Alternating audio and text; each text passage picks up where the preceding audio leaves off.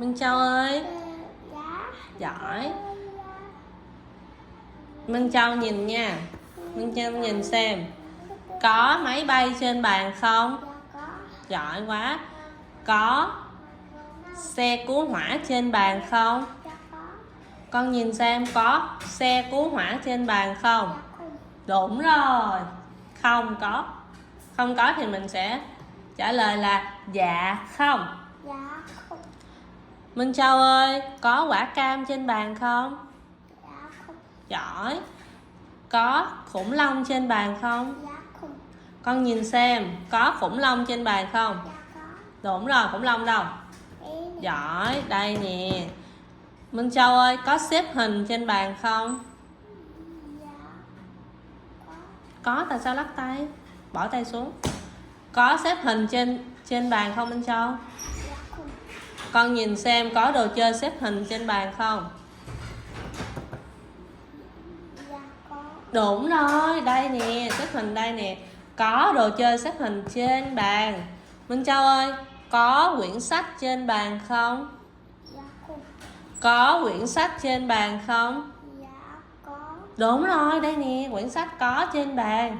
Minh Châu ơi, có con thỏ trên bàn không? Dạ không. Đúng rồi, không có con thỏ trên bàn. Minh Châu nghe cô Hân hỏi nè. Có củ cà rốt trên bàn không? Dạ có. Có củ cà rốt trên bàn không? Dạ không. Đúng rồi, không có củ cà rốt trên bàn. Yeah. Rồi, cô Hân hỏi Minh Châu nha. Minh Châu ơi, con có muốn chơi xếp hình không? Dạ có. Dạ có. Rồi, con để đây lát cô Hân cho con chơi nha. Rồi, để đây lát cô Hân cho con chơi. Con thích chơi, để đây. Rồi, tiếp cô Hân hỏi nè. Con có muốn chơi khủng long không? Dạ có. À, có luôn hả? Rồi, mình để đây. Xíu nữa học giỏi thì cô Hân cho chơi nha. Con có muốn chơi máy bay không? Dạ có. À, máy bay luôn hả? Sao cái gì cũng có chơi, thích chơi vậy ta? Rồi, con có muốn đọc sách không? Dạ không. À, không muốn đọc sách. Vậy cô Hân đọc nha. Giỏi. Yeah. Tiếp. Trong ba cái này con thích, con muốn chơi cái nào?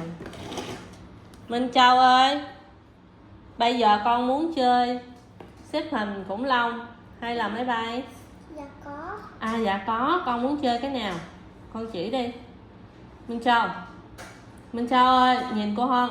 Minh Châu, cô Hân đâu? Đây để. Đúng rồi, cô Hân đây nè. Con muốn chơi cái nào? Hát xì thì sao Minh Châu? Hát xì thì phải làm sao? Thì phải làm sao? Che miệng. Hát xì thì phải làm sao? Đúng rồi.